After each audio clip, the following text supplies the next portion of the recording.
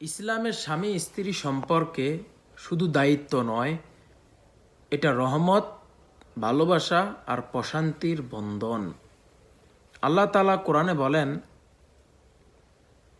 তিনি তোমাদের মাঝে ভালোবাসা ও দয়া সৃষ্টি করেছেন যাতে তোমরা একে অপরের কাছে শান্তি পাও। স্বামী হবে স্ত্রীর জন্য নিরাপদ ও সম্মানের ছায়া, আর স্ত্রী হবে স্বামীর জন্য প্রশান্তি ও দোয়ার আশ্রয়।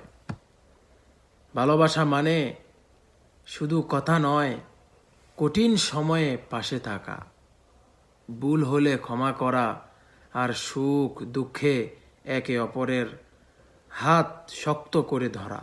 রাসূলুল্লাহ সাল্লাল্লাহু আলাইহি ওয়াসাল্লাম ছিলেন তার পরিবারের প্রতি সবচেয়ে দয়ালু। তাই উত্তম স্বামী স্ত্রী তারাই যারা একে অপরের প্রতি সবচেয়ে উত্তম আচরণ করে। আসুন